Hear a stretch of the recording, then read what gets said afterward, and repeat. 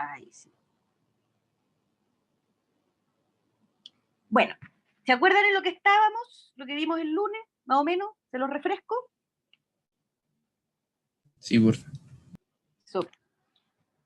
Nos planteamos el lunes cómo estimar la tasa de descuento. Ya queríamos saber cuánto le tenemos que exigir a un proyecto. ¿Ya? Por eso la tasa de descuento con la que calculamos el VAN. Recordemos que el VAN es una comparación de los flujos con una tasa de descuento. Queremos saber si los flujos es más que la tasa de descuento o menos. ¿Sí? Entonces, ¿cuánto le debiéramos exigir un proyecto?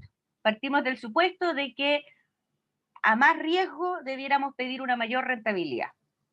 ¿Se acuerdan de eso? Un mayor retorno, ¿verdad? A partir de esa premisa dijimos, bueno, la tasa de descuento a usar debiera ser algo parecido a una tasa basal más un premio por riesgo, cosa que en la medida que sea más riesgoso el proyecto, nosotros le pedimos una mayor tasa de descuento. Y por eso estudiamos las carteras de inversión, ¿verdad? Que teníamos varios activos, ¿verdad? Que tienen cierta variación en sus retornos anuales.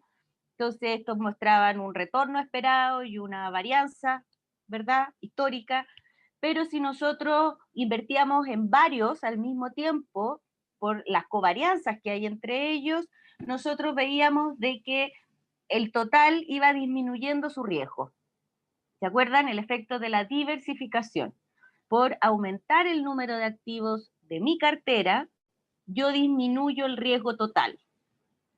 ¿Voy muy rápido o les estoy refrescando la mente? Manito arriba, manito abajo, pueden usar emoticones. Súper. Entonces, eso era la diversificación, ¿verdad? Y lo que se nos formaba era una frontera eficiente de inversión, ¿verdad? Era una guatita arriba donde cualquier persona podía, de acuerdo a su nivel de adversidad al riesgo, ubicarse en alguno de esos puntos, ¿verdad? Que eran distintas combinaciones del conjunto de activos que estaban dentro del conjunto. A nadie le convendría tomar uno más abajo porque tendría por el mismo riesgo menos rentabilidad. Entonces dijimos después, cuando hablamos de la LMC, bueno, ¿qué pasa si en este conjunto de activos que son muy variables y que tienen harta varianza, digamos, le ponemos una tasa libre de riesgo? Ahí nos cambia todo nuestras fronteras de inversión y se genera esta línea que pasa tangente a la frontera que formaban las distintas combinaciones de activos riesgosos. ¿Sí? Entonces, lo que hicimos fue decir, en el punto tangente de la frontera eficiente, que es la cartera de mercado, el punto tangente a esta línea que se forma tienen que tener la misma tasa de sustitución. Igualando esas dos cosas, llegamos al modelo KPM. Y el modelo KPM nos decía cuánto tenemos que exigirle a un activo dado su nivel de riesgo. ¿Sí? Yo creo que me fui muy rápido. Quiero saber si se acordaban o no.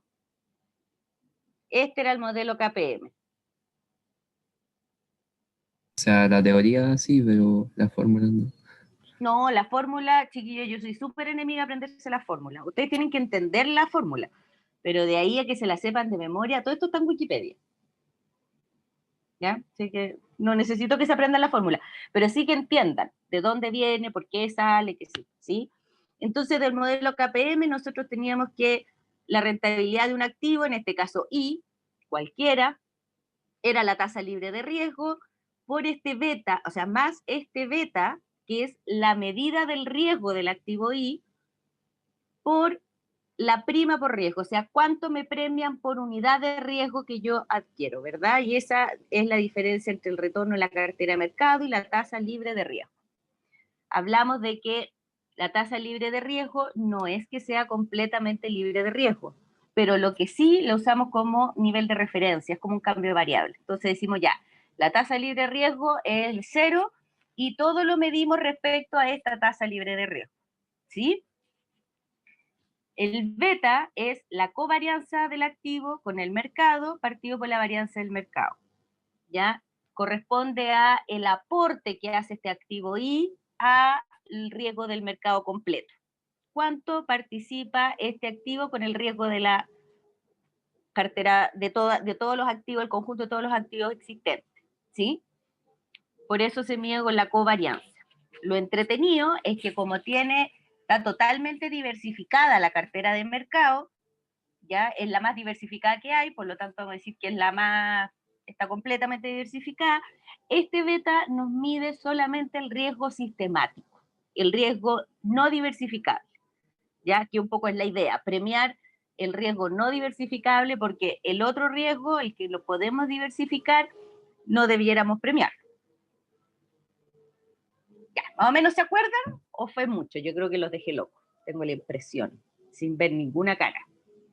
¿Estoy en lo correcto o estoy equivocada? Está en lo correcto.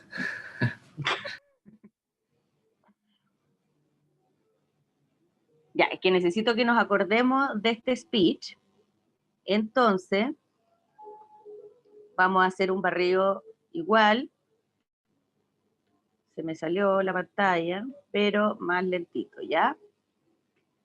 Entonces, del mercado de las carteras de mercado, ¿se acuerdan que habíamos visto que si teníamos dos activos XY, ¿verdad? Que estos tenían correlación negativa, cuando graficábamos cómo variaba la esperanza de la rentabilidad del conjunto de estos dos, ante distintas participaciones de X e Y, obteníamos esta guatita. ¿Se acuerdan o no? Necesito manitos. Eso sí. Ya. Sí. ¿Sí? Entonces de eso, después hicimos el experimento de hacerlo con muchas. Y le pusimos más. Y esta cosa reacciona súper lento. Y pusimos dos, después le pusimos un tercero y resulta que la guatita se va para arriba. Después pusimos 4 más al tiro y llegamos a 7 y el computador no se mueve y se nos fue más la guatita para arriba y esa era la frontera de inversión. Esta línea vendría siendo la combinación o todas las combinaciones posibles de estos 7 activos que están acá. ¿Sí? Entonces, uno, de acuerdo a su nivel de adversidad al riesgo, yo soy súper adversa al riesgo, así que yo me voy a poner por aquí, pero hay alguien que está dispuesto a correr un poco más de riesgo con tal de una rentabilidad mayor, se va a poner por acá. El punto es que, al margen de la decisión de cada uno, que es individual, nadie se debiera poner en un lugar distinto a esta línea. ¿Sí? Eso nos decía la parte de carteras de inversión.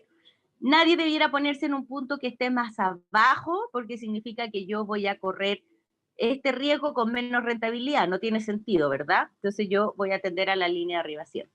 Eso es lo que nos lleva al concepto de diversificación, que en la medida que yo metía más activos en la mochila, ¿verdad? Yo iba disminuyendo el riesgo total y tenía el riesgo no diversificable, el que puedo eliminar por diversificación, y el no diversificable del cual no me puedo zafar.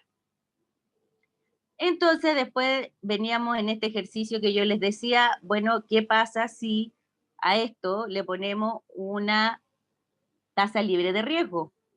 Ahí lo que sucede es que ya no me conviene toda esta línea, me conviene esta línea de acá. Esta curva pasa a ser ineficiente, porque yo, por ejemplo, si estoy en ese punto, a este nivel de riesgo, puedo alcanzar esta rentabilidad. Entonces la frontera consciente de inversión ya deja de ser eficiente y pasa a ser eficiente esta línea, que es la LMC, la línea de mercado de capital, ya que la define la tasa libre de riesgo y el punto tangente a la curva esta, a la ex frontera eficiente de inversión. Ya ese punto es lo que se llama M, la cartera de mercado. Es una combinación de todos los activos que están aquí adentro. ¿Sí? Es la cartera más diversificada porque incluye todos los activos que hay en un mercado. ¿Ahora sí? ¿O hay alguien que no recuerda o tiene alguna duda? Súper. Entonces, y ahí teníamos la ecuación de esta recta, ¿verdad? Donde teníamos una pendiente. Después nos íbamos entonces, lo que pasa en esta pendiente tiene que ser, es una tasa de sustitución, ¿verdad? Entre retorno y riesgo. ¿Sí o no? Esa pendiente Es una tasa de sustitución entre retorno y riesgo. Bueno, esta cartera M, dentro de esta frontera de inversión, también tiene una tasa de sustitución, en este punto, riesgo-retorno, y tiene que ser exactamente a la misma, a la pendiente de la recta. ¿Ya? Haciendo esa igualdad, que es lo que les mostraba acá, llegamos a esta ecuación que es el KPM, ¿ya? Que nos dice cuánta es la rentabilidad que le debemos exigir a un activo para su nivel de riesgo. ¿Y cómo medimos su nivel de riesgo? A través de el beta que yo les recordaba, ¿sí? Que es la covarianza del activo con el mercado partido por la varianza del mercado. ¿Ahora sí? Sí, Perfecto. Yo sé que tienen dudas de aplicación de esto, pero es lo que vamos a ver después de que revisemos el WACC, ¿ya? Vamos a hacer un ejemplito. Entonces, el WACC. El WACC es el costo de capital promedio ponderado. Ya aquí está la sigla en inglés. En el fondo es cualquier proyecto, que lo podemos decir como un activo, una empresa es un proyecto, ¿verdad? Una empresa es un flujo de caja, igual que un proyecto, todo es lo mismo, todo se traduce en un flujo de caja. Este flujo de caja es un conjunto de activos, ¿verdad? Que se adquieren durante la inversión. Esto puede ser financiado, digamos, a través de deuda, que se llama pasivos, o a través de patrimonio. ¿Se ve bien la presentación o no? Sí, profe. sí. Ya, perfecto, gracias. O a través de patrimonio. No hay otras fuentes de financiamiento, ¿ya? Sin embargo, cuánto es deuda y cuánto es patrimonio es distinto según el proyecto, ¿ya? El patrimonio tiene un costo de capital, o sea, un costo de oportunidad que pierde o deja de ganar el inversionista cuando pone plata en un proyecto, ¿verdad? La deuda tiene un costo, el costo de la deuda. Y la empresa o proyecto como un ente aparte también tiene un costo de oportunidad de su capital. El tema es que como los activos es la suma del pasivo y el patrimonio, debe haber una relación, ¿verdad? Tal que en el fondo el costo capital de los activos debiera estar en función del costo capital del pasivo y costo capital del patrimonio, ¿ya?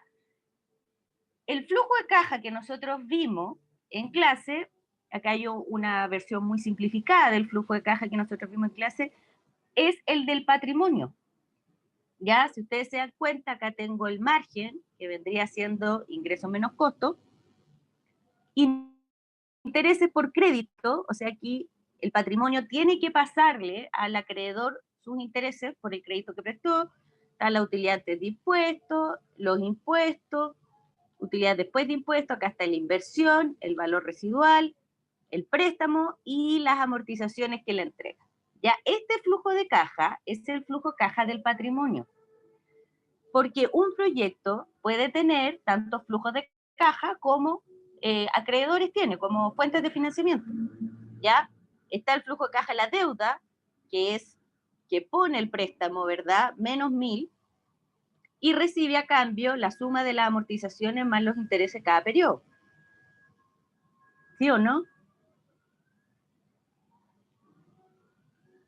Ese emoticón no está. Sí. ¿Sí? Se Y supone que la suma de las amortizaciones dan igual al préstamo, ¿o no? la suma de las amortizaciones dan igual al préstamo, pero acá están los intereses también, que es lo que gana la entidad que presta la plata.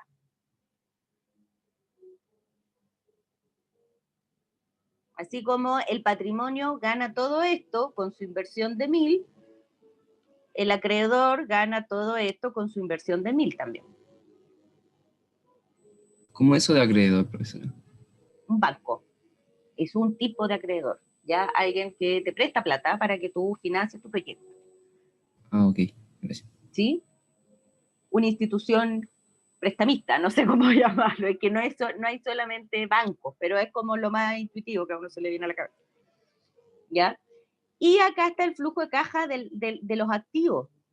El proyecto para la empresa, que es el proyecto puro en el fondo, consiste en que una inversión de 2.000, ¿verdad? Y la suma de lo que gana el patrimonio y la deuda. ¿Ya? Lo que me interesa aquí es saber si realmente entendieron que el flujo de caja que nosotros estudiamos es el flujo de caja del patrimonio. Sí, profe, ¿cómo se llama el último flujo de caja? De los activos. Es que el B se ocupa en inglés, no, o el E, por equity. B, es que hay distintas formas, depende del libro en realidad, por eso ponía los activos igual a la deuda más el patrimonio, también le ponen B, así como el valor de la empresa, no sé, el value, ¿sí? En el fondo es de la empresa completa, ¿sí? Profe, y una duda en el flujo de la deuda, aquí estamos, como tiene amortización constante, al final eso es la amortización, o sea, es menos la amortización más el interés, ¿cierto?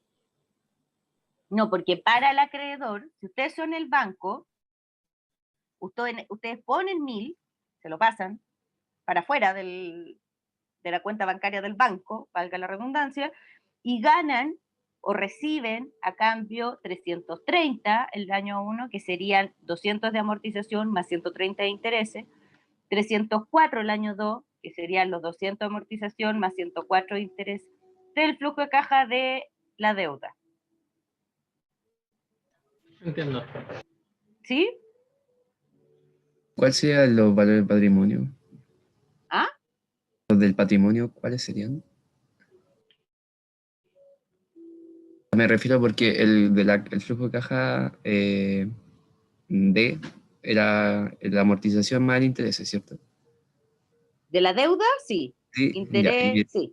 Y del patrimonio, El del patrimonio es el que nosotros vimos, ya que ya. nosotros descontamos los intereses antes de impuestos porque reducen el pago de impuestos, ya, y en el flujo de capitales ponemos el préstamo como algo que entró, ya, y a cambio sale las amortizaciones, Ya, sí. ¿sí? En el flujo de caja de los activos es la suma de los otros dos flujos de caja, porque de todo lo que genera cada año, parte se va al patrimonio y parte se va al acreedor. Pero ya ahí quedó, no hay otro lado donde se va. ¿Sí? Sí. Súper. Entonces, como tenemos 3 flujos de caja, tenemos 3 tasas de descuento. Ya, como les decía yo acá. Está el costo capital del pasivo, que sería el flujo de caja de la deuda, está el costo capital del patrimonio, que sería el flujo de caja del patrimonio, y está el costo capital de los activos, que sería el flujo de caja de los activos. ¿Ya? Entonces, vamos de a uno. El costo capital de la deuda. ¿Ya? Imagínense que tenemos un proyecto que tiene una inversión de 100.000, ¿ya? Y que logra utilidades por 30.000 al año. Entonces acá tenemos una especie, flujo de caja, ¿verdad? Con deuda y sin deuda. ¿Ya? Chúngala. Entonces, qué pesado. Ya. Con deuda vemos que la utilidad ante impuesto, que era 30.000, tiene que pagar intereses por un crédito que da al 10%, entonces le quedan 20.000. Sobre esos 20.000 tiene que pagar los impuestos, que son del 15, y se queda con utilidades del 17. ¿Ya? En un escenario equivalente, pero sin deuda, genera los mismos 30.000, pero no hay intereses por crédito. Sobre estos 30.000 tiene que pagar el 15% de impuestos, entonces se quedan con 25.500. Es la misma empresa, tiene la misma tasa de impuestos, genera los mismos ingresos menos costos, tiene la misma inversión. La única diferencia es el crédito.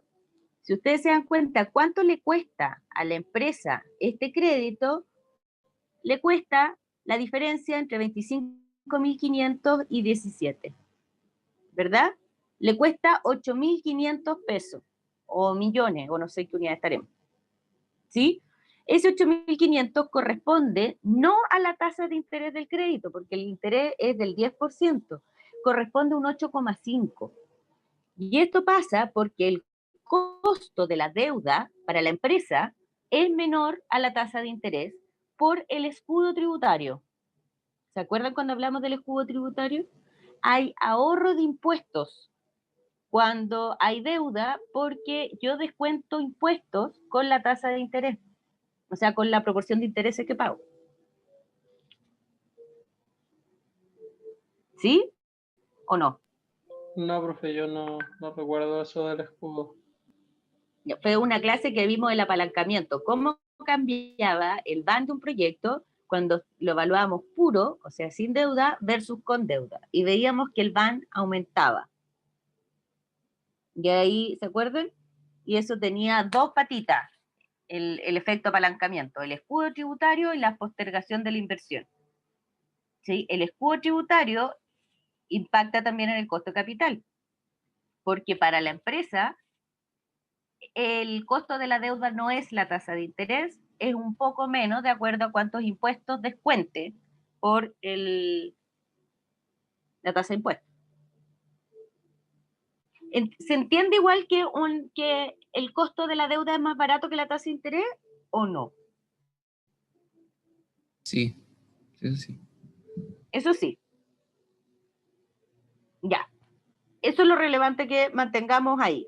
Todos asumimos entonces el costo de la deuda para una empresa es menor a la tasa de interés porque descuenta impuestos. Seguimos. El costo de capital del patrimonio. El costo de capital del patrimonio depende de las oportunidades que tenga de inversión, ¿verdad? Cada persona, que en el fondo se ve como que todos los activos que hay en el mercado, entonces estamos hablando de esta cartera representativa del mercado, pero también hay una tasa libre de riesgo, entonces usamos el modelo KPM. El modelo KPM es el que nos permite identificar cuánto debiera ser la tasa que tiene que exigir el patrimonio para ese nivel de riesgo, ¿sí? Nivel de riesgo que se mide a través del beta. Ahora vamos con el costo de capital de los activos. El costo de capital de los activos debiera ser una especie de ponderación entre el costo de capital de la deuda y el costo de capital del patrimonio, ¿verdad? No puede ser una cosa tan fuera de lugar, ¿verdad? Tiene que tener relación con estas dos, ¿verdad? Si hay uno que es mucho más alto que el otro, el de los activos debiera estar entre medio. ¿Les hace sentido, no?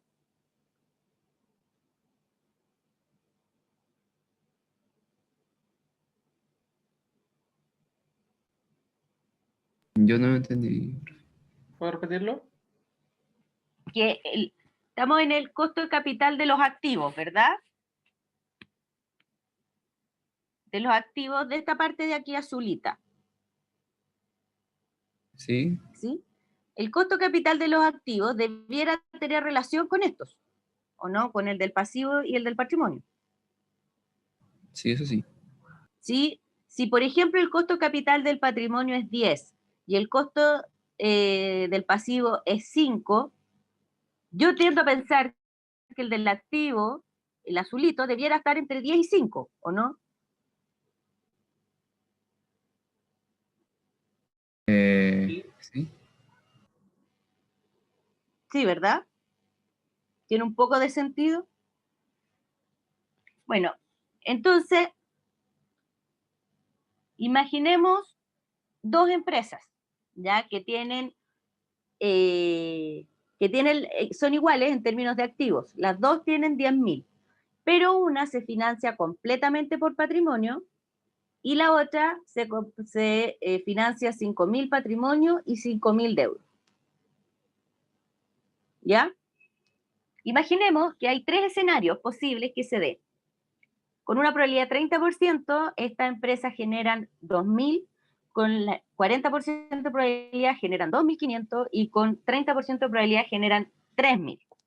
Ya, imaginemos que el coste de la deuda es de 10%. ¿Qué pasa entonces? Acá está la empresa 1. La empresa 1 no tiene deuda, o sea, es 100% patrimonio. Es un proyecto puro.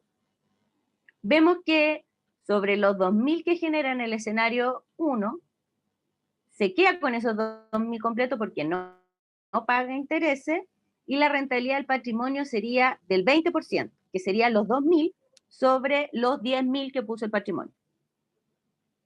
¿Sí? En el escenario 2, se quedaría con los 2.500 pesos sobre los 10.000 que puso, es una rentabilidad del 25%.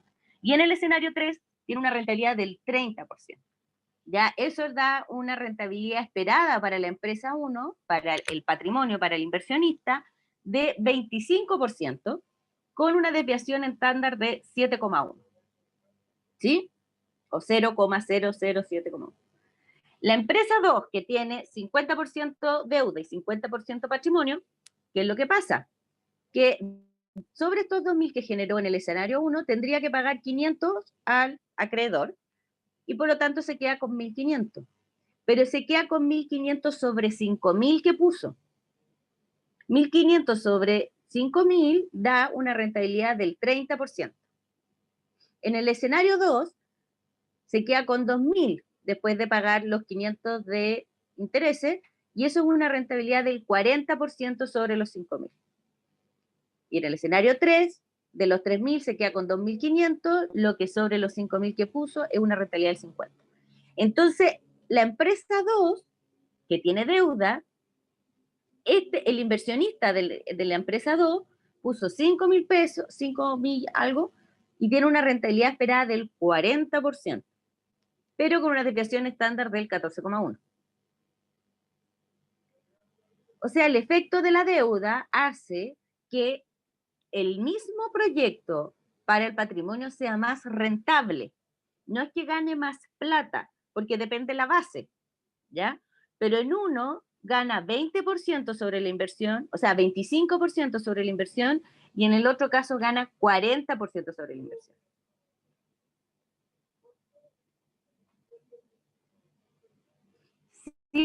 Siempre mejora la rentabilidad, exactamente así. Siempre la deuda mejora la rentabilidad del patrimonio. O a veces sale mal. Por supuesto, se puede dar un escenario negativo donde hay pérdida y por lo tanto las pérdidas también se incrementan. Sí. Pero en el fondo, la deuda hace que todo sea de mayor envergadura, pongámoslo así. Pero creo que me queda una duda. ¿Esa es la utilidad total que tiene o solamente la del patrimonio? No, pues estamos viendo el patrimonio. El patrimonio acá pone 10.000, pone toda la inversión, y acá pone la mitad de la inversión, pone 5.000. ¿Cómo sería el resultado para el patrimonio? En este escenario donde puso todo el capital, su rentabilidad esperada es del 25%. En el segundo escenario donde pone solo la mitad, su rentabilidad esperada es del 40%. Ya, sí, comprendo. ¿Se entiende? En Sí. uno pone mucha más plata que en el otro, ¿sí? Por lo tanto, no estoy hablando de billetes, estoy hablando de retornos, de porcentajes sobre la inversión. ¿Sí? Sí. Entonces, ¿sí? El endeudamiento aumenta la rentabilidad de las acciones del patrimonio, o sea, las acciones o del patrimonio. Eso es lo que se llama el efecto apalancamiento. ¿Ya? Por eso el BAN de un proyecto, ¿se acuerdan que nosotros vimos el flujo de caja del patrimonio? Y el BAN de un proyecto siempre mejora con deuda.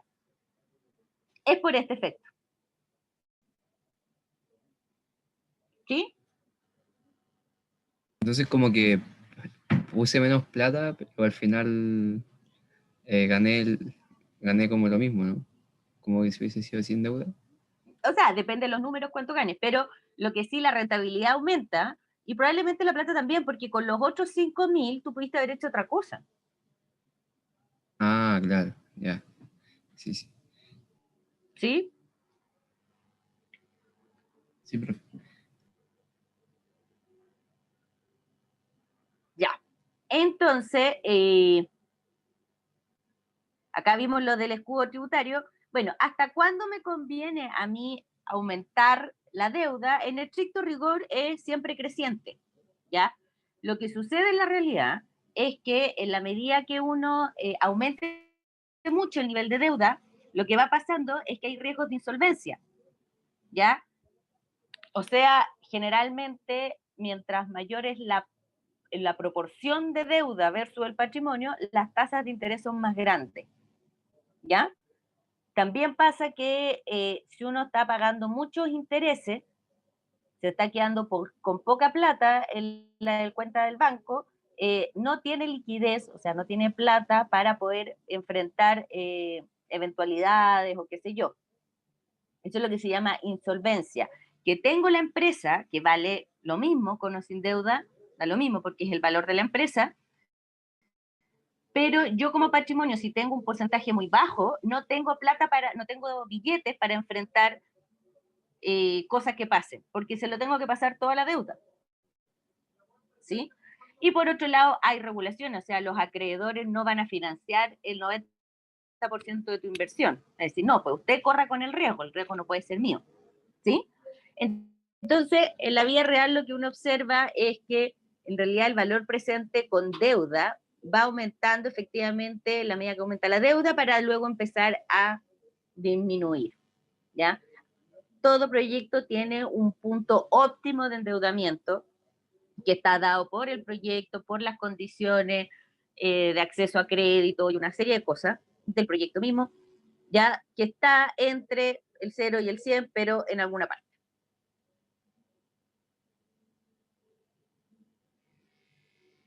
¿Sí? Sí. Ya. Entonces, el WACC, ya que sería el costo de capital de los activos, de la parte azulita del monito, ¿verdad? Es un promedio ponderado entre el costo de la deuda. ¿Se ve el curso, chiquillos, o no? Sí, sí se ve. Entre el costo de la deuda y el costo del patrimonio, pero por uno menos la tasa de impuesto, porque el costo de la deuda para la empresa es menor al costo de la deuda que se pacta, digamos, a la tasa de interés pactada, ¿ya? Y esa disminución viene dada por la tasa de impuesto. Esto es lo que se llama el WACC, el costo promedio, costo de capital promedio ponderado, ¿ya? La proporción de deuda por el costo de la deuda, el costo real para la empresa, la proporción de patrimonio por el costo de capital del patrimonio. ¿Sí?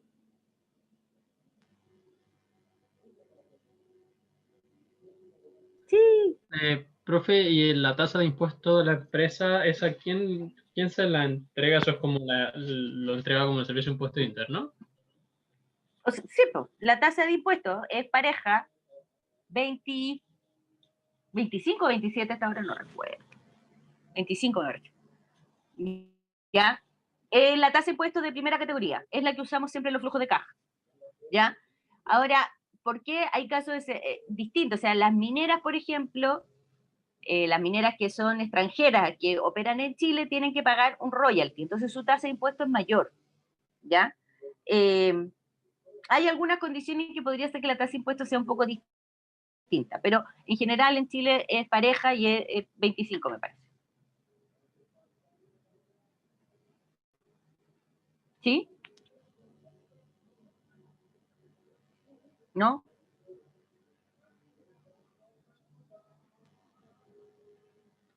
¿Están conmigo? ¿Me quedé sola? Súper, gracias por ti. Ya. Ahora, como vimos acá, ¿dónde lo vimos? Lo perdí. Aquí, como vimos, ¿verdad? El patrimonio aumenta su rentabilidad cuando está con deuda.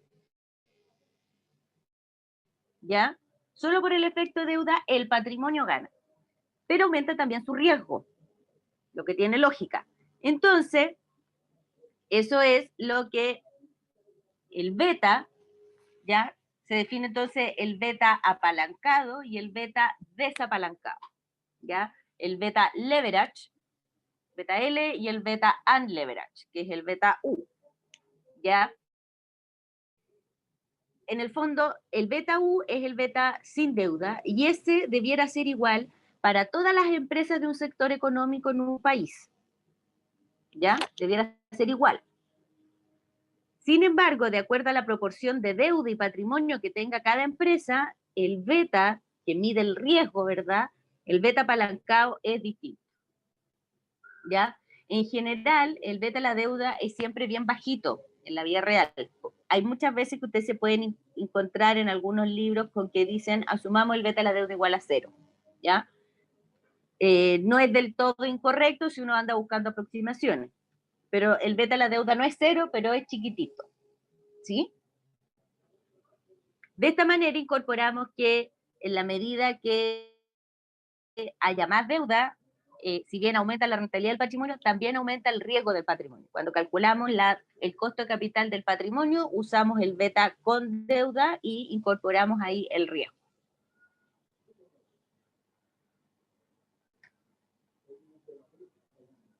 Entonces, resumiendo, tenemos el costo de capital ponderado, ¿verdad?, para una empresa y los costos acá, todos estos costos de capital también cumplen el KPM.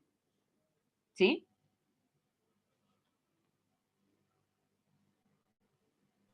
Sí. Chiquillos, yo sé que esto es súper como raro, es otro planeta, debería haber visto esto al principio de la clase, yo lo tengo súper claro y por eso lo hago súper así como un cuento, ¿ya? Porque esto hay libros completos de esto, ¿ya? Entonces yo espero no haber abierto muchas puertas a preguntas, porque esto es en lo que hay detrás de esto, ¿ya? Pero un poco la idea para que entendamos de dónde se saca el costo de capital para evaluar un proyecto. ¿Sí?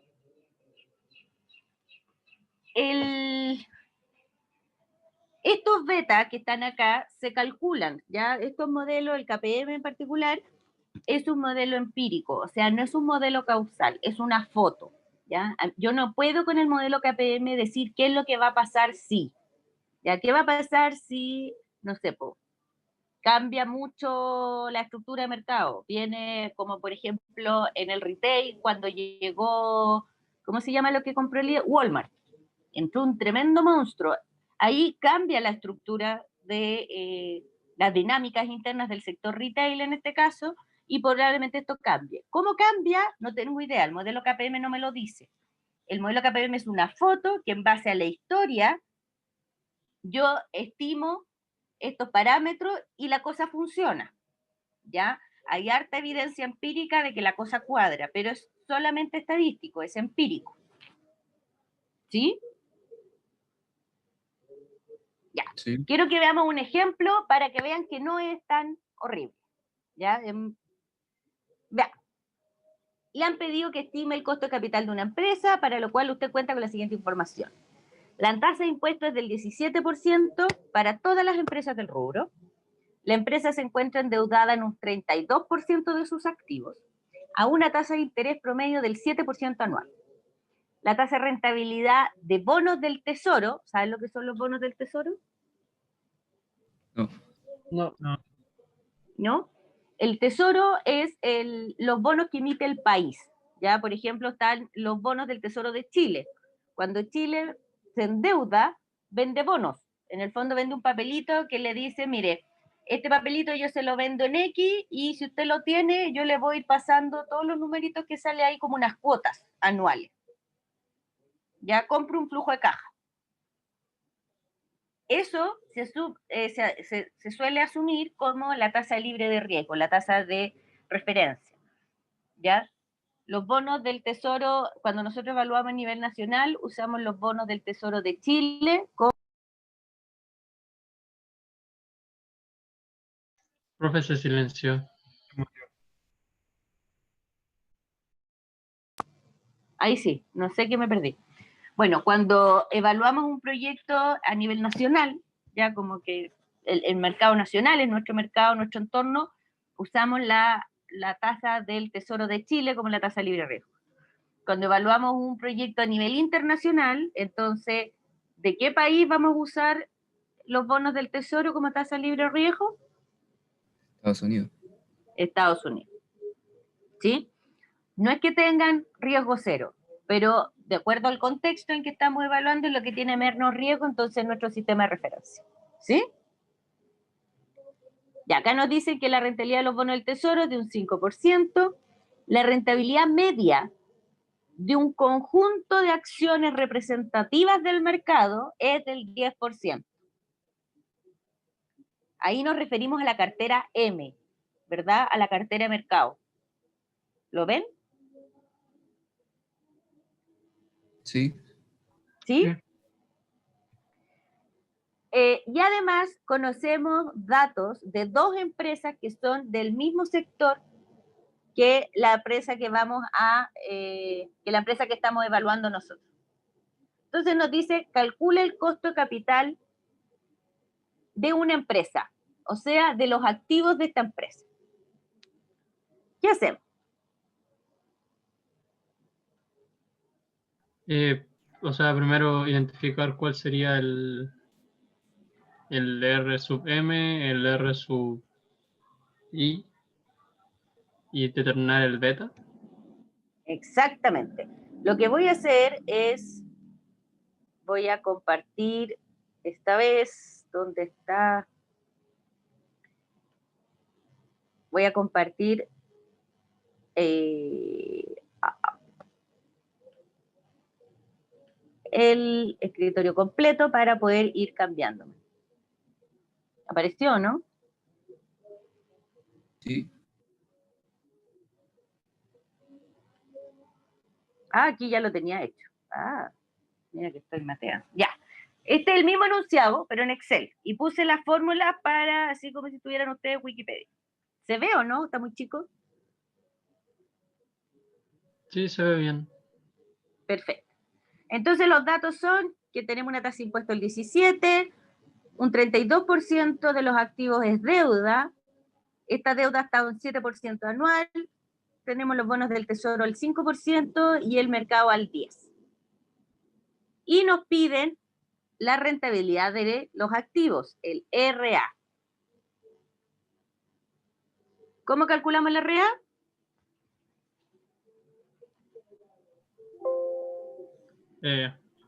Con la fórmula que sale ahí, pero necesitamos determinar el RD, La 1, la 2 o la 3.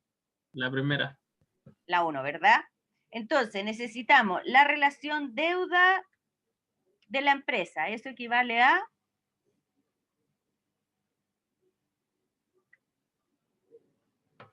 El 32%. 32, perfecto. Necesitamos la tasa de la deuda. ¿Cuánto es la tasa de la deuda?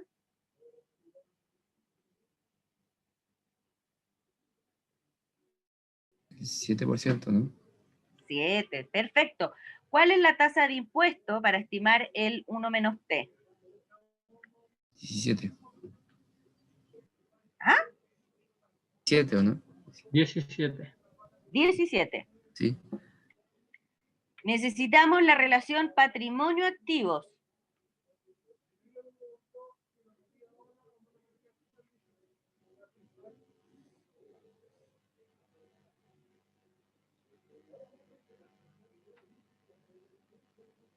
¿Qué proporción de patrimonio tiene?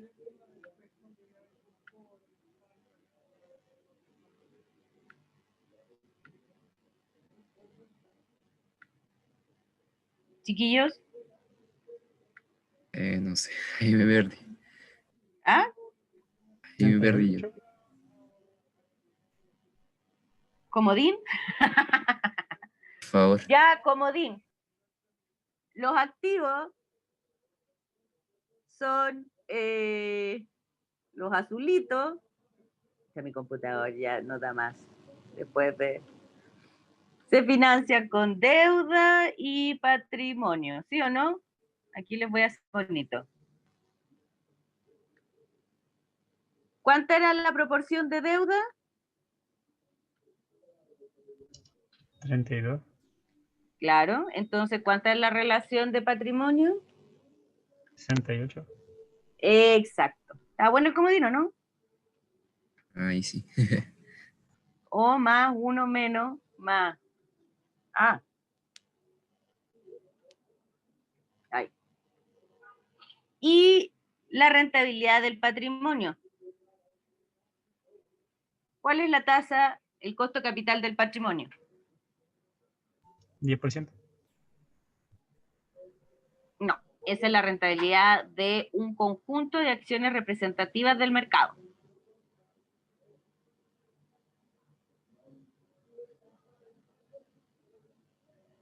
El 5% es la rentabilidad de los bonos del tesoro. Yo estoy preguntando, queremos calcular este RA, tenemos que el de la deuda es un 7%,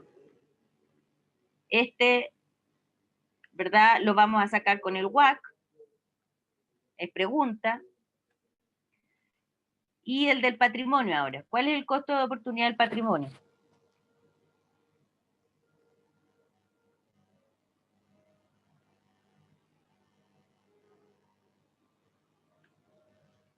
No sabemos.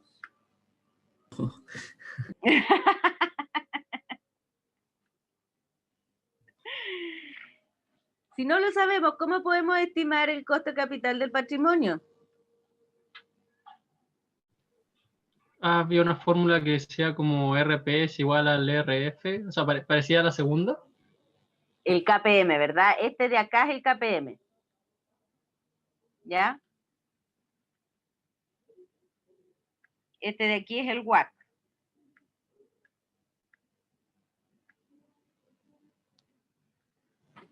Esto es el costo de capital de los activos, esto es por definición, entonces quiero saber el del patrimonio, tengo que usar KPM. Para conocer ¿qué necesito saber, chiquillos? Necesito el costo del tesoro, a la tasa de rentabilidad. Exactamente, la tasa libre de riesgo, ¿verdad? Que dijimos que era del 5. ¿Qué más necesito?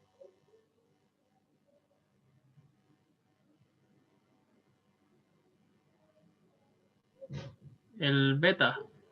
El beta del patrimonio y con deuda, porque esta empresa tiene un 32% de deuda. ¿Qué más necesito?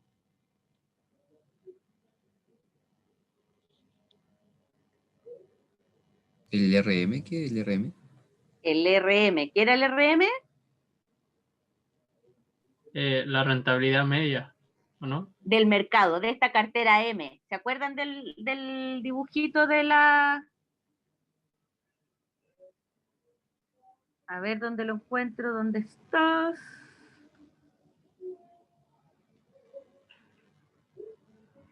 Acá parece que está más. Sí, ya me acordé. Este M. Sí, es. ¿Sí? Ya, perfecto. ¿Cuál es el RM? 10%. 10%. Y el RF ya lo tengo, ¿verdad? Entonces acá puedo poner RM menos RF más menos C. Este tampoco lo conozco. ¿Cómo puedo conocer el beta L? Con sacando la desviación estándar con la otra fórmula. Con esta de acá, ¿verdad? La relación que nos da entre el beta con deuda y el beta sin deuda. El beta sin deuda, el beta U, debiera ser el mismo para todas las empresas de este sector en este país.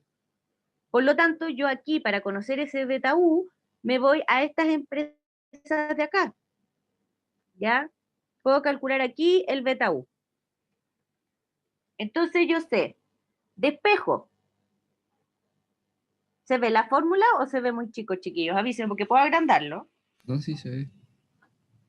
El beta U para la empresa referencia número 1 sería el beta L, que me lo dan, 1,47, ¿verdad? Más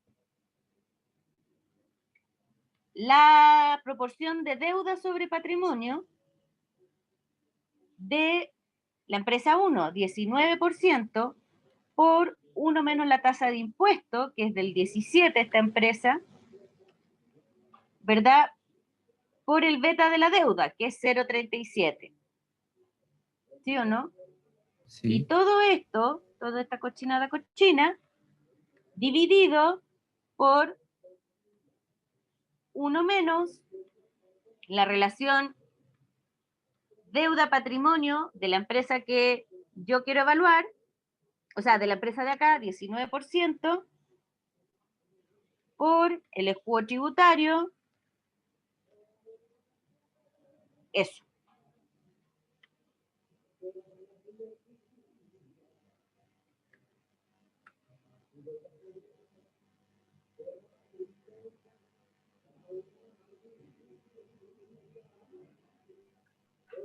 Creo que era uno más el escudo, o sea, Eso, Sí, muchas gracias. Es ese. cierto, no está bien. Ahí sí. 1.32. Hacemos lo mismo con la otra. Con la empresa 2, reemplazamos.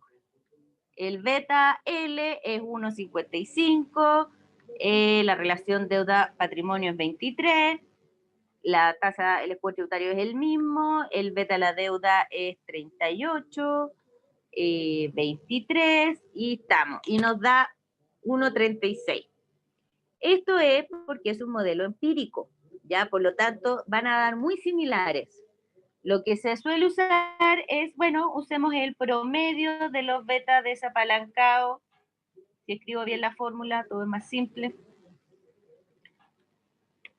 Y me da un beta desapalancado que tiene que ser el mismo para todas las empresas de todas las industrias, de la misma industria en un mismo país, de 1.34.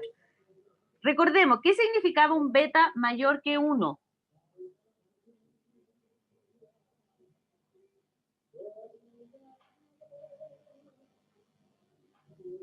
que la variación de la empresa en particular es mayor que la del mercado.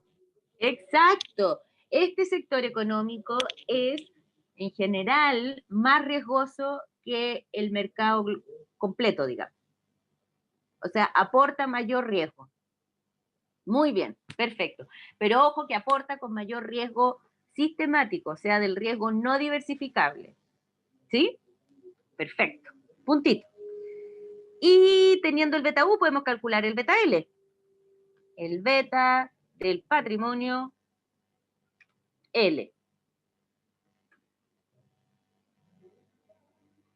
¿Cuál es la relación deuda-patrimonio de nuestra empresa?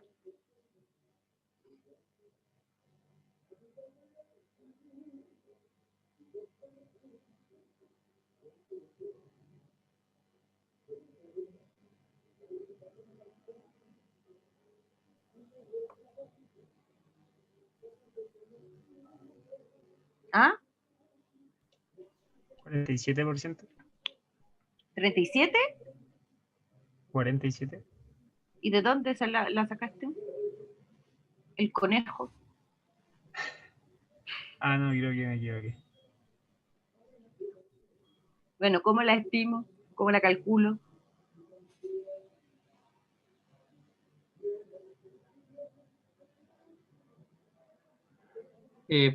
Puedo tomar el D partido A y dividirlo por el, o sea, perdón, y multiplicarlo por el, o sea, dividirlo por el P partido A, o sea, el 32% dividido el 68%. Perfecto. Mira, ahí está la moneda. 32% es la relación deuda-activo, ¿verdad? Dividido por 1 menos 32%, que es la relación patrimonio-activo, me queda la relación deuda-patrimonio. Muy bien. ¿Sí? Era lo que dijo el compañero de antes, ¿no? No Y sé. así lo había, ¿Sí? así lo había calculado. Ah, pero no me dijiste dónde sacaste el conejo. Bueno, va la manito para los dos. Ya, el beta 1 lo tengo, ¿verdad? Que es el 1.34 y me falta el beta a la deuda. ¿De dónde saco el beta a la deuda?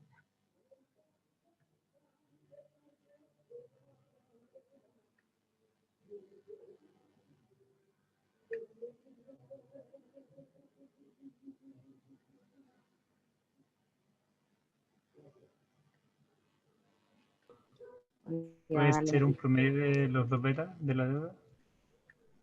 No. Casi. Pero mira, ahí está la pista.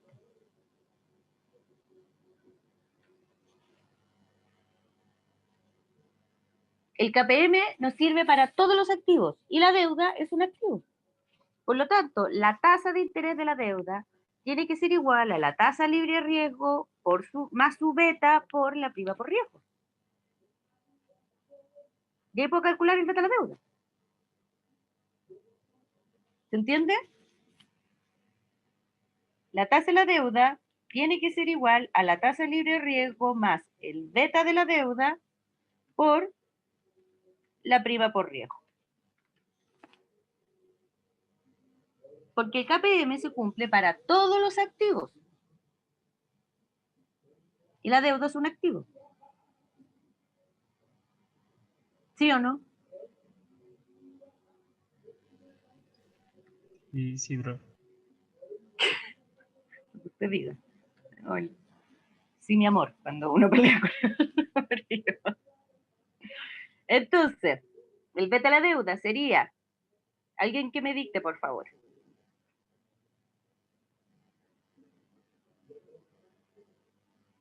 Ya 7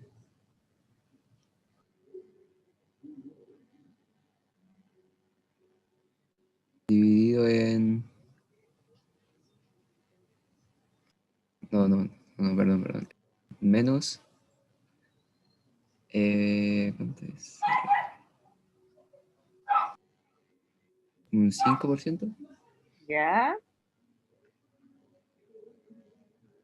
Y todo eso dividido en un 5%. Ya, pero hagámosla bien. El 10% menos el 5%, ¿verdad? Sí. Perfecto. Entonces me da que el beta de la deuda es 0,4. ¿Ya? Entonces ahora tengo el 0,4. Con eso, entonces calculo el beta apalancado, que vendría siendo entonces 1 más, me equivoqué, la relación deuda-patrimonio, ¿verdad? Por 1 menos el impuesto, que era de 17, ¿sí o no?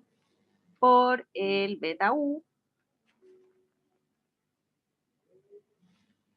¿sí? Todo eso menos la relación deuda-patrimonio por 1 menos el escudo tributario y por el beta de la deuda.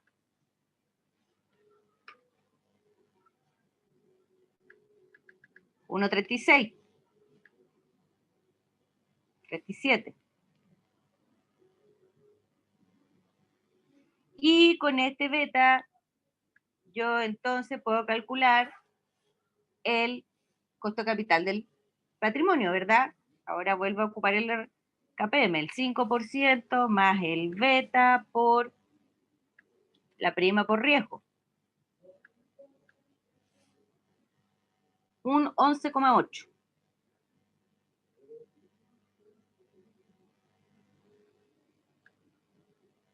Tengo un problema con los...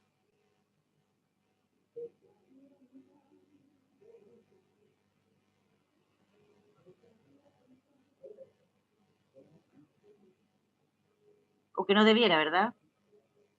¿Estoy bien o no? Vamos a hacer un experimento. El Excel siempre me le sea con los paréntesis.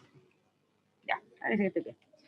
Ya, y el 11,8, y con este entonces yo ya tengo la rentabilidad del patrimonio, entonces con esto calculo el WACC, que es la rentabilidad de los activos, que sería la relación deuda-activo por la tasa de la deuda por el escudo tributario, más la relación patrimonio-activo por la tasa de descuento del patrimonio endeudado, 9,9. ¿Qué le pareció? ¿Muy difícil? No tanto, pero hay que estar atento. Lo que sí, profe, yo no entendí en beta L, ¿por qué el P es 1? ¿El T? El P, el PPP. Ah, es que acá P partido por P1 más deuda partido por patrimonio. Ah, ahí está, ya, por eso. Es más fácil de escribirlo que...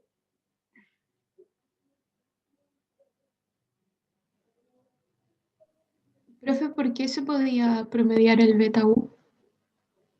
Porque teóricamente el beta desapalancado sería la medida de riesgo de un sector económico, de una industria en un país.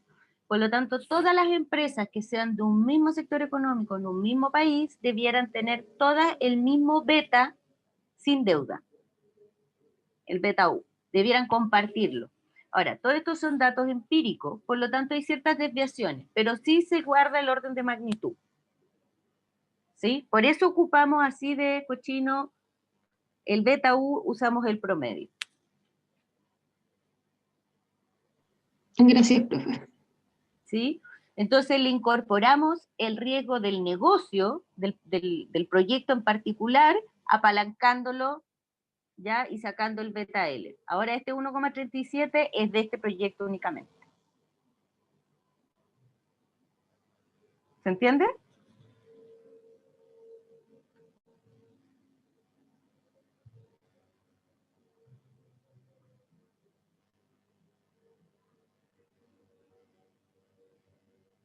Bueno, en la vida real, ¿qué es lo que pasa? Cuando ustedes tengan que calcular el costo de capital de su proyecto, ¿ya?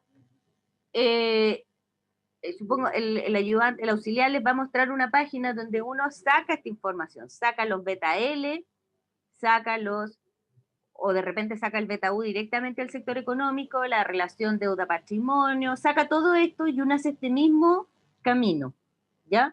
Porque estos datos se publican, porque la idea es que los betas sean conocidos, ¿sí? Sí.